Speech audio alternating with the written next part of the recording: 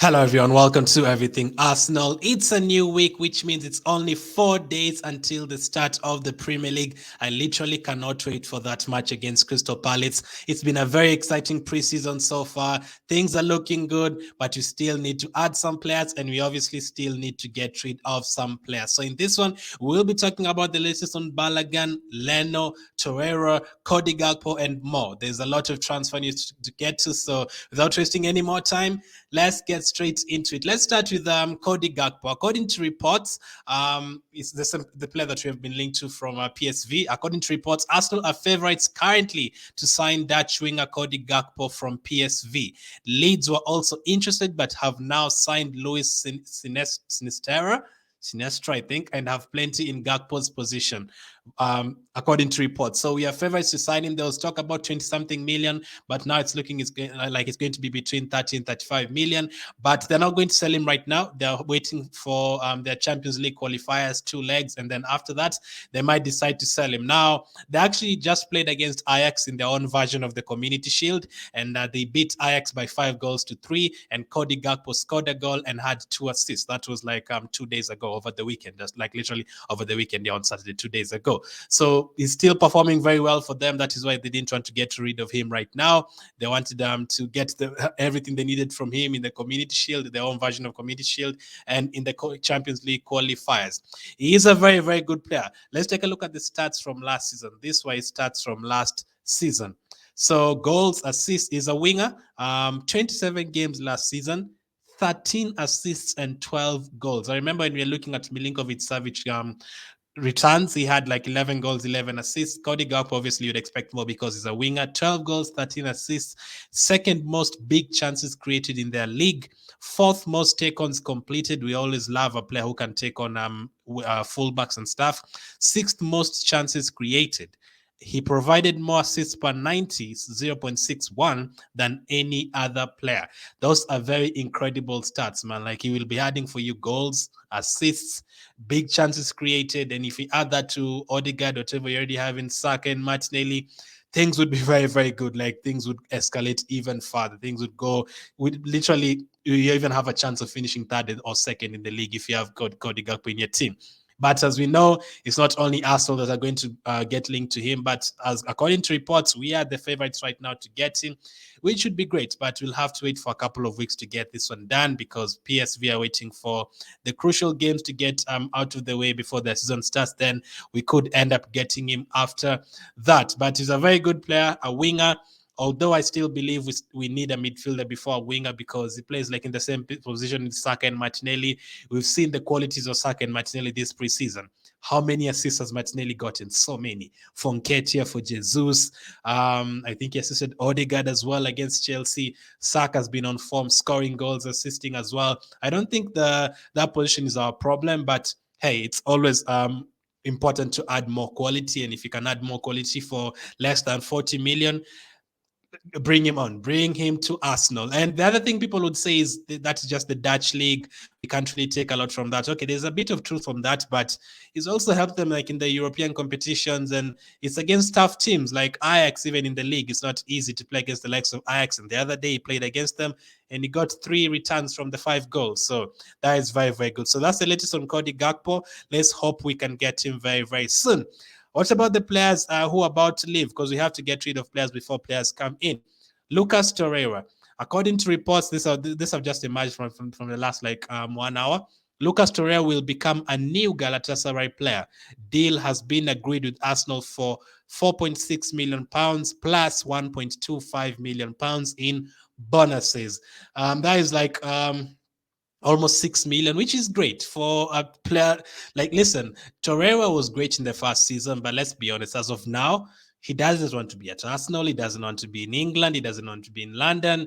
Arsenal don't really need him right now. You might say we need a midfielder, so we actually do need him, but I don't think is what we need. First of all, you need a player who wants to be here, and you need different ideas in midfield. And for him, just traveling to USA with Arsenal, and then a week later, he's not even played any game. He leaves USA. We're not even told the reasons. We're told it's personal reasons and stuff. Like, it's too much. Like, with Torreira, it's just too much. So I think this is the kind of deal that is better for everyone. If he leaves, great. and it's great for him personally, for his career. There's still a World Cup coming up, and we pay him almost 100,000 a week. That is crazy. I think leaving is great for him and for us as well. So I think this would be perfect. And it kind of shows you Torreira has been in the market, and you have to ask yourself, why don't you hear about teams like Barcelona wanting him, teams like Inter Milan, Juventus wanting him, teams like Bayern Munich wanting him? There's a reason. And Fiorentina refused to pay the money. Valencia, I think, refused to pay the money. Galatasaray are accepted, which is great. Let's get rid of him as soon as possible. Leave a spot in midfield. Like, we literally took away 2 numbers from him. He was our number 11. We took it away from him and gave it to Martinelli. And then he was our number 35 for a couple of days. We took it away from him and gave it to Zinchenko. That shows he's not in our plans at all. Literally, even if we don't play our first team and we play our second team, it's still El Neni, Lokonga, Niles, and other people in midfield, and not him at all. We don't even really think about him. So that's the latest on Torreira. He's about to leave as well, or is in the next maybe 2 days, he'll not be an Arsenal player anymore. And it's a permanent deal. It's not loan as well, which is great. What about Bernd Leno? There's been a lot of talk about Bernd Leno probably having a swap deal with who's Tillemans. We've talked about him so much that I've even forgot about him. But now it's looking like he is about to join Fulham, and it's looking like we're going to get only 8 million, as we discussed 10 days ago. According to Fabrizio Romano, Bernd Leno will undergo medical tests and sign as new Fulham goalkeeper this week. Personal terms are also agreed. Full agreement in place between Fulham and Arsenal will be completed soon. Fulham wanted Leno over Neto as their new goalkeeper. So I guess just one of the teams needed to compromise. Either Fulham needed to give us 12, 30 million for Leno, or we needed to just lower the asking price for him to leave, because he doesn't really owe us anything. Leno doesn't really owe us anything. He wants to play at the World Cup. He won't really play for Arsenal in the Premier League games. If you ask me right now, do I want Leno to stay at Arsenal? Of course, I'm sure many of you would agree. But he really wants to go and play first team football. I think this season you would have gotten a lot of chances, like at least 8, 9, 10 Europa League games, or before the World Cup, he'd get 6 Europa League games if he's available for all, and then a couple of games in the Carabao Cup. But I think at Fulham he'd get more. He'd get close to 15 games at Fulham before the World Cup, which is good for him. So I think that's great. 8 million is not great money to get for him, but if you add that 8 million to Torreira 6 million, and then you add maybe 5 million if you sell Pablo Mari and Bellerin, very, very soon we'll have like 30 million extra to spend on other transfers, other needed transfers. And we obviously signed Matt Turner as the backup goalkeeper. Some of you have not been impressed by Matt Turner so far, but it's still very early. And Leno, he's been here since the Petr Cech days. Again, it wasn't really an Arteta signing. Arteta is just building his own team right now. So all those players in the next 1 year will not be here, all those players that were not signed by Arteta. So let's see how that one goes. But Leno is looking likely to be joining Fulham very, very soon. What about Balogun, another of our youngsters? So according to reports, Balogun is moving out on loan. We knew he was going to move out on loan. We talked about it during the USA tour. But we had to wait for him to finish that tour, and we were told by Fabrizio Romano that he was definitely going to leave on loan, and it's done. Full agreement completed between Arsenal and Reims for Folarin Balogun, as reported yesterday. Documents will be signed in the next 24 and 48 hours.